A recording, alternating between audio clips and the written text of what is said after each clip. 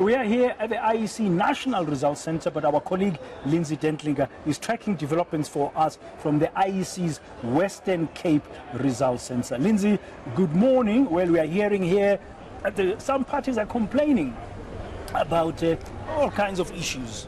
Yeah, Lindsay, you give us an idea of what's happening in the Western Cape. We had some disturbing issues, reports trickling in about the nature of the queues. There were some racial concerns, if I had to put it that way. And we also know that this is a much watched province in terms of being contested, one of the big ones. Good morning, Yuveka and Dan. Yes, just before things quietened down a little bit last night, there were some complaints from political parties. Each of them were given an opportunity to raise their concerns in an open forum last night. Many of them pointing out that they had problems with ballot papers not being delivered to voting stations in time. And given that there was also inclement weather in the Cape yesterday, they were concerned that people would have left those voting stations and not come back because they weren't prepared to wait any longer for ballot papers to arrive. The IEC putting that down to people turning up at voting stations where they're not registered, and then the time taken to transport those ballot papers to the relevant stations where they don't want to use the word run out because they say they've printed a 25% surplus. So there were ballot papers, they just weren't at the places where people were turning up, and they needed to wait for police escorts to take those papers to where they needed to go. And then also, as you said, the very concerning issue specifically raised here by COPE's Deirdre Carter, who showed me last night that she was able to go to 5 voting stations. She voted at one of them and then went to 4 others using her ID to attempt to vote again and to test the system, essentially. And so those are some of the issues that the IEC here in the Western Cape are grappling with this morning.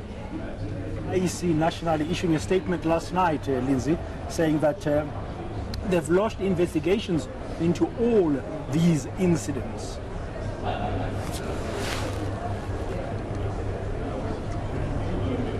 Correct, Dan. Those will be investigated. The IEC's Courtney Sampson saying that the issue of the indelible ink not being so indelible after all is concerning, but he was quite confident that it was not a universal problem here in the Western Cape, but said that that would be investigated.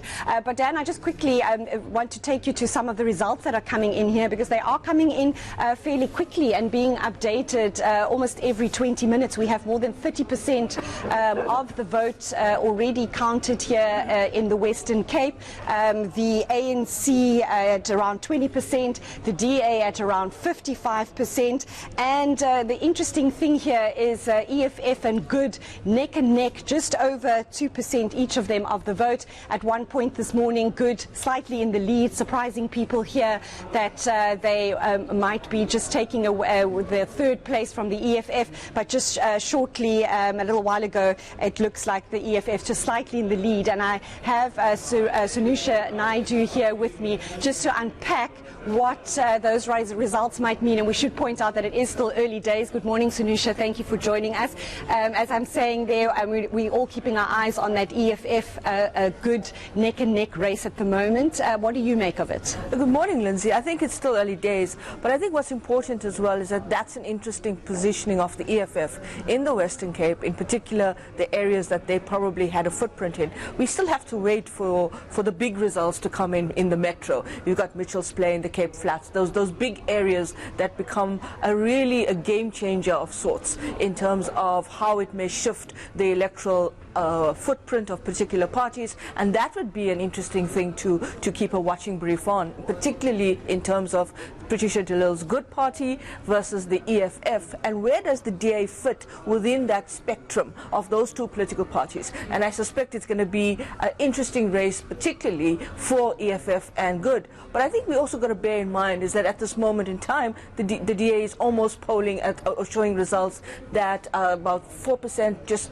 below what its 2014 total result was in the province. So they shouldn't be utterly concerned that they're losing the province. They're keeping it blue again. But the question would be, by what margin? So, Dan, I have Sanusha with me for a little bit longer this morning, and we'll come back to you as soonest as those results are updated. Thank you very much, Lindsay. It looks like the Western Cape is really moving fast in collating those results. We'll check in with you a bit later this morning. Yeah.